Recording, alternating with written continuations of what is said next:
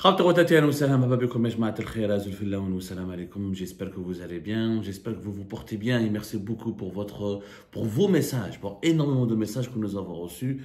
Nous avons pris qu'une journée de repos et pour un petit peu essayer de se déconnecter de cette charge de travail immense qui pèse sur nos épaules et sur notre cerveau.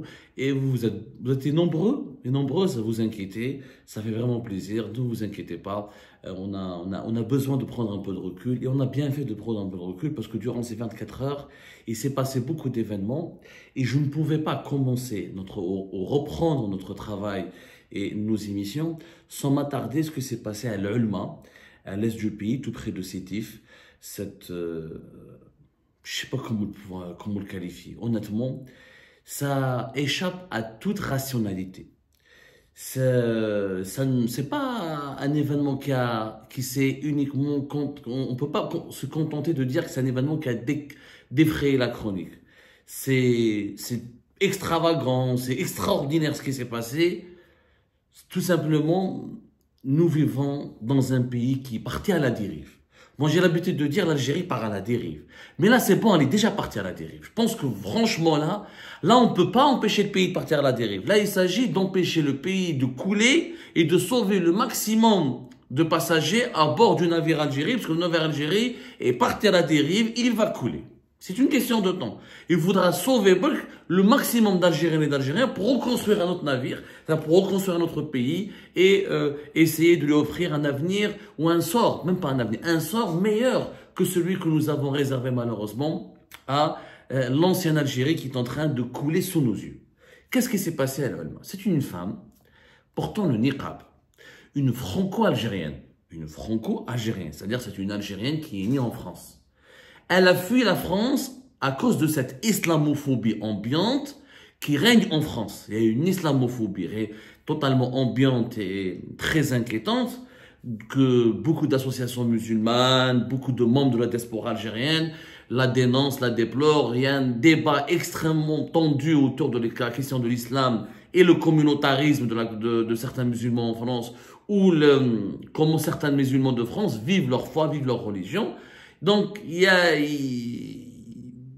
pour certains musulmans de France, notamment des franco-algériens, il y a une islamophobie qui dérape et c'est devenu très difficile de pratiquer une certaine façon ou une certaine vision de l'islam quand on vit en France. Donc, cette femme, elle fait partie de ces musulmans français qui ont quitté la France, qui ont cherché à vivre dans un pays musulman pour pouvoir porter le niqab, porter le hijab comme elles veulent, prier comme elles veulent, dans les mosquées où elles veulent, pour pouvoir vivre leur religion sans être stigmatisées ou ostracisées.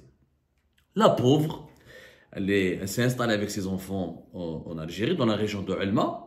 Le samedi dernier, nous étions quoi, je crois le 31 mai dernier, elle a accompagné donc l'un de ses enfants à une piscine pour aller faire de la piscine à l'Ulma. Je rappelle que l'Ulma, c'est pas un village isolé, c'est une ville moyenne, commerçante, connue quand même. Elle a une histoire, elle est géographiquement collée à Sétif. Sétif, c'est pas Tamanrasset ou le désert ou l'intérieur du pays, c'est les hauts plateaux, mais les hauts plateaux tournés vers le nord. Le Ulma quand même, c'est beaucoup de marchés très connus là-bas. À l'époque de l'Algérie de Bouteflika, c'était une plaque tournante du commerce des produits électroménagers, du commerce des vêtements, du commerce de pas mal d'articles de consommation très prisés par les Algériens et les Algériennes. Donc c'est une ville qui n'est pas censée, qu'on ne peut pas qualifier en tout cas de ville fermée, de ville éloignée, isolée, de ville, elle n'est pas située dans les fins fonds d'un désert ou dans les fins fonds de la steppe. C'est une ville assez grande. Je crois qu'elle est plus de 50 millions d'habitants. Le Ulma, c'est minimum 50 millions d'habitants, si ce n'est pas plus. Mais un minimum. Bon. Alors, je parle de l'Ulma et de ses environs dans les 50 000 habitants. Parce que les vieilles statistiques parlent de 15 000, 10 000. Elles sont complètement, naturellement, dépassées, ces statistiques. Bon, cette femme, en attendant que l'un de ses enfants, alors il y a des sources locales qui parlent de filles, d'autres sources parlent de garçons, mais c'est pas ça le plus important. Elle était dans une sorte de coin faisant office de salle d'attente et elle attendait que son enfant termine sa séance de piscine. Et musulmane pratiquante, conservatrice, elle porte le niqab et tout. C'est une salafiste, disons-le, une salafiste qui a fui la France espérant qu'elle trouvera son bonheur en Algérie, puisqu'elle pensait qu'en Algérie c'est une société où les religieux renfermés sur eux-mêmes, ou qui ont une certaine, les religieux, y compris les salafistes, sont acceptés, ils peuvent vivre en paix. Elle prend un Coran, sauf que comme elle est franco-algérienne, elle n'a pas appris l'arabe à l'école, elle ne maîtrise pas l'arabe classique, elle n'a jamais étudié l'arabe classique, donc elle a réciter le Coran en français. Donc elle a une version du Coran en français. Et apparemment, beaucoup d'Algériennes et d'Algériens, ça je ne le savais pas, je connaissais très bien mon pays, mais je ne savais pas que nous avons maintenant des compatriotes qui ignorent que le Coran est traduit dans plusieurs langues. Le Coran, il n'existe pas qu'en arabe. Il est traduit dans énormément de langues, de l'anglais au chinois, etc. Le Coran, c'est pour l'humanité. Le Coran n'est pas la propriété exclusive du monde arabe ou des populations arabophones. Donc, elle lisait en français et elle avait une feuille sur laquelle elle griffonnait des lettres en français et en arabe. Comme elle était certainement en train d'apprendre l'arabe, elle prenait des notes pour comprendre quel était l'équivalent en arabe ou en français de ce qu'elle venait de réciter, de ce qu'elle venait de lire dans le Coran français. Donc, généralement, les Corans traduits, ils ont une partie en français. Il y a des Corans où il y a les deux. Le Mashaf, il y a des exemplaires du Coran, côté français, côté arabe. Donc, elle était en train d'apprendre, de réciter le Coran, pas à voix haute, mais, disons, à une voix audible.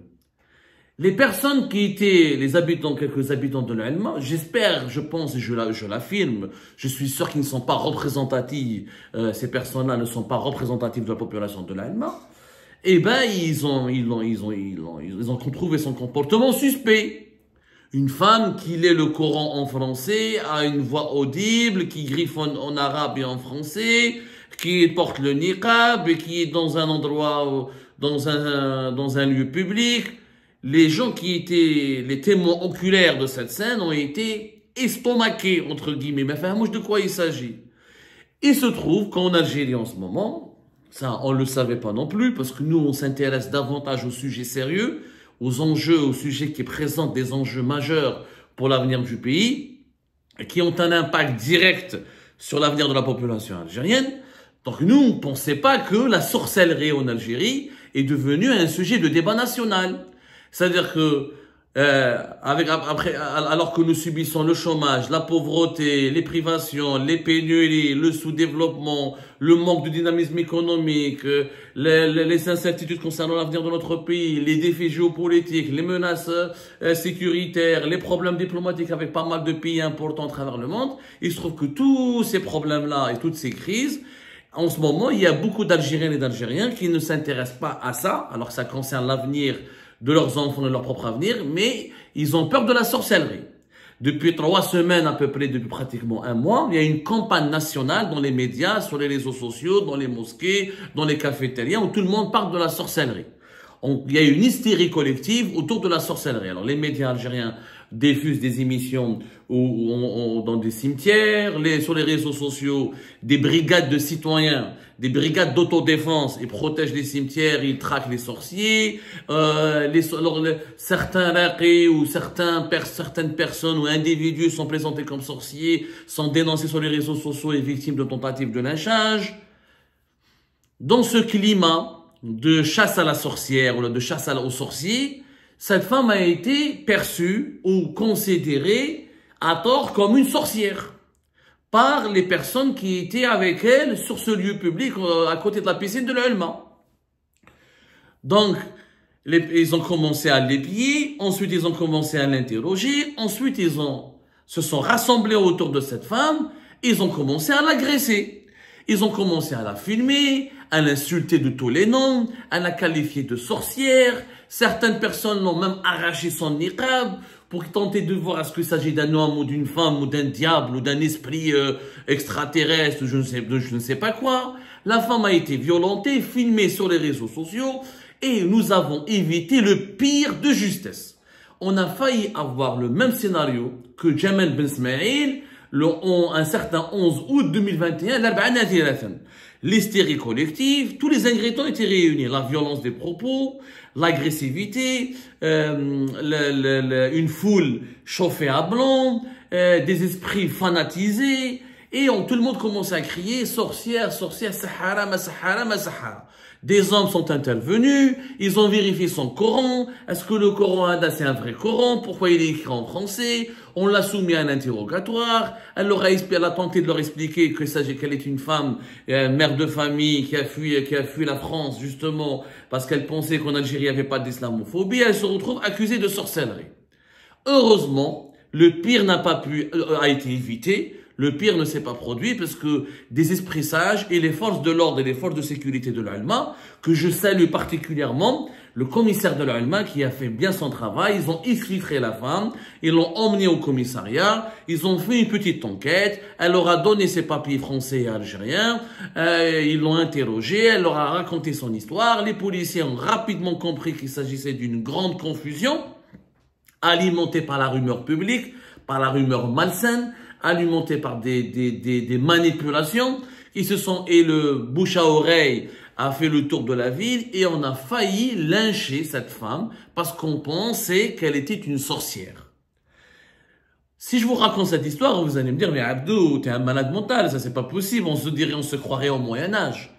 Heureusement qu'il y a des vidéos, il y a des témoignages, il y a des témoins oculaires et les réseaux sociaux ont été inondés, je dis bien inondé de contenu immortalisant la mésaventure de cette femme, dont nous ne connaissons pas le nom et c'est pas important et j'espère que son nom ne va pas s'ébruiter. Elle vit un véritable cauchemar depuis 48 heures. Toute l'Algérie parle d'elle et Al-Ulma. Alors, juste au lieu de s'excuser, au lieu de faire acte de repentance, c'est ce que certains ont fait. Hier, les 3 ou 4 hommes qui étaient les principaux instigateurs de cette affaire ont fait une autre vidéo hier pour justifier leur acte, pour leur comportement. جا واحد بلابس هذيك الجبة تاع الافغانيين ما على باليش الجبة تاع الافغانيين qui ne correspond pas du tout à notre culture ni à nos coutumes ni à nos us. Et je roule قميص bleu مجاوب l'Afghanistan je sais pas quoi.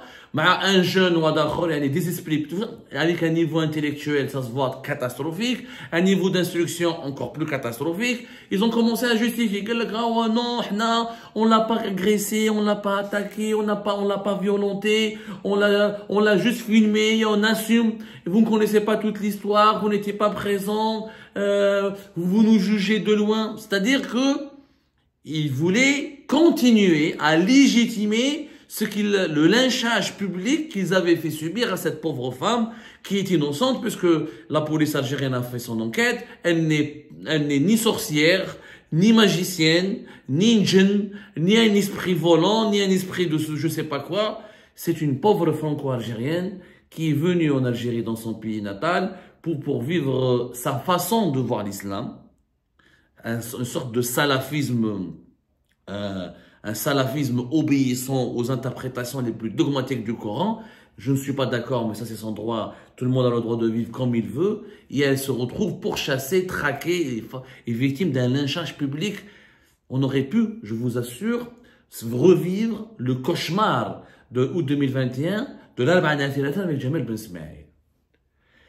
Et la polémique se poursuit jusqu'à aujourd'hui. Les autorités n'ont pas pris de position. Moi, j'aurais aimé que le ministère des Affaires religieuses s'exprime là-dessus, mais je ne sais pas qu'est-ce qu'il va dire. En fait, pour moi, les autorités, ils devraient, d'ailleurs, je ne sais même pas s'ils devraient s'exprimer. On ne sait pas quoi penser de cette histoire, mis à part non seulement condamner, dénoncer, mais pas tirer la sonnette d'alarme, mais lancer un véritable cri de détresse. Notre pays est devenu une jungle d'écervelés, d'idiots, fanatiques et fanatisés, d'êtres humains écervelés qui ont perdu leur esprit critique. Nous sommes en train nous avons tellement débilisé, pas nous, eux, les autorités ont tellement débilisé la population algérienne en les intoxiquant jour et nuit avec des propagandes médiatiques dans les télépoubelles, en leur faisant croire que le pays est menacé par une vague de sorcellerie, que si ça va mal en Algérie, c'est à cause de la sorcellerie. Où il y avait sur une chaîne Nahar TV un religieux qui a prétendu que la Mouloudia d'Alger a été éliminée, où il a perdu un match à cause d'un sorcier, où nous avons conditionné la population algérienne après l'avoir conditionné à détester les opposants, après l'avoir conditionné à détester les Marocains, après l'avoir conditionné à détester les Français, tout ce qui est étranger, les autorités algériennes ont procédé à un autre conditionnement mental qui consiste à faire croire aux Algériennes et aux Algériens que le problème numéro un de leur pays, c'est la sorcellerie et c'est les sorciers. Nous avons donc une opinion publique démolie, plus aucun bon sens, plus aucune bonne éducation, plus aucun esprit critique. Le niveau d'instruction est descendu au ras des pâquerettes. La conscience collective en Algérie s'est effondrée au point où, bien sûr, il y a beaucoup d'Algériennes et d'Algériens qui dénoncent, qui ont trouvé ce qui est arrivé à cette femme choquant, bouleversant. Il y a même des Algériens et des Algériens qui ont tendu la main vers cette femme pour essayer de la soulager, de la protéger. Un Algérien lui a même proposé lui a même offert une Umrah. Je pense que c'est pas une Umrah qu'il faut lui offrir. Il faudrait lui offrir des gardes du corps, une protection rapprochée. Cela, est-ce qu'il faudrait lui offrir? Mais je n'ai pas entendu de voix d'intellectuels, de journalistes, de personnalités politiques ou de membres du gouvernement qui n'interviennent pas pour dénoncer. Je demande pas, encore une fois, je ne demande pas l'emprisonnement des personnes qui l'ont filmé. Ça ne servira à rien. Remplir encore les prisons par des idiots, déjà, ça ne servira à rien. Déjà, le pays est une prison à ciel ouvert. Il faudra, au lieu de les emprisonner, il faudra les libérer de la prison, de l'ignorance et du fanatisme dans lequel nous avons incarcéré des millions de nos compatriotes. Je demande aux autorités, aux intellectuels, à la société civile, à toute Algérienne et à tout Algérien qui a encore un peu de dignité, qui a encore un peu d'affection pour son pays, qui a une once de dignité, qui a une once d'honneur, et parce qu'il s'agit d'une affaire d'honneur quand une femme est traitée de la sorte, parce qu'elle lit un Coran en français, vous vous rendez compte? Là, on n'est pas dans une jungle de l'Amazonie où des primitifs viennent de rencontrer des hommes blancs qui viennent de civilisations qui leur sont inconnues. Là, on parle d'une femme qui porte le niqab, qui a amené avec elle un exemplaire du Coran en français. Elle ne vient pas d'Amazonie ou une aborigène de l'Australie. Cela démontre que la population algérienne, une bonne part, qu'on le veuille ou non, en Algérie, il n'y a pas que la dictature et le système politique qui cause problème. Il y a aussi une bonne partie de la population algérienne qui est intellectuellement inapte. Elle est inapte à la modernité. Une bonne partie de la population algérienne, et je le redis, je pèse mes mots, les gens qui ont fait ça à l'Ulma ne sont pas représentatifs de la population de l'Ulma ni de la population algérienne, mais arrêtons de cacher le soleil avec arrêtons de vouloir couper l'arbre qui cache la forêt, arrêtons de vouloir cacher la grande vérité. Nous avons une bonne partie de la population algérienne qui a sombré dans le piège de la manipulation, des fake news, de la désinformation, de la haine de l'autre et de l'intoxication médiatique au point de ne plus avoir de cerveau. Une bonne partie de la population algérienne est devenue écervelée, fanatisée, débilisée. On lui a inculqué tellement les mensonges les plus extraordinaires, menant la propagande médiatique menée tambour battant sur toutes les télévisions propagandistes du régime algérien, matin et soir, sur les réseaux sociaux, les sites électroniques, la télé, les radios, on leur apprend qu'à haïr. Depuis 2020, les Algériennes et les Algériens ne reçoivent que de la haine. On leur demande que de haïr. On les informe, on les manipule, on les désinforme plutôt. On les conditionne à haïr l'étranger, haïr le marocain, haïr le français, haïr l'espagnol, haïr l'émirati, haïr l'opposant, haïr le francophone, haïr, etc., etc. Nous avons produit aujourd'hui un être humain primitif, et encore le mot primitif, scientifiquement parlant, est gentil. Nous avons produit un être humain barbare. Nous sommes en train de barbariser une bonne partie de notre population. Et ce qui s'est passé à l'Ulma risque de se produire ailleurs, de se reproduire ailleurs. Si les autorités algériennes n'interviennent pas rapidement pour fermer les télépoubelles, assainir le débat public autour de certains fléaux de société, imposer une éducation de l'opinion publique dans les écoles et dans les télévisions, cesser tout travail de propagande et de manipulation des esprits. Et surtout, laisser la vive société civile respirer, laisser les personnes de bon sens monter au créneau pour élever le niveau intellectuel d'une population qui fuit son quotidien de pénurie, de pauvreté, de chute du pouvoir d'achat et d'inflation à deux chiffres, en se réfugiant dans dans un univers mystique, dans un univers complotiste, dans un univers de fake news, dans un univers de sorcellerie, dans un univers obscurantiste. Voilà. Obscurantiste. Nous sommes la nouvelle Algérie. Le régime actuel, à travers sa propagande et son échec économique et l'échec de construire une Algérie plurielle et nouvelle, est en train d'accoucher d'une Algérie obscurantiste. Et ça fait peur. Ça fait peur car cela signifie que changer le système politique n'est plus suffisant en Algérie. On devra créer une opinion publique, façonner une opinion publique, éduquer une population qui est de plus en plus déconnectée de la modernité, de la civilisation et de ses avancées et qui ne cesse de sombrer dans le puits profond de l'obscurantisme, du fanatisme et de l'ignorance.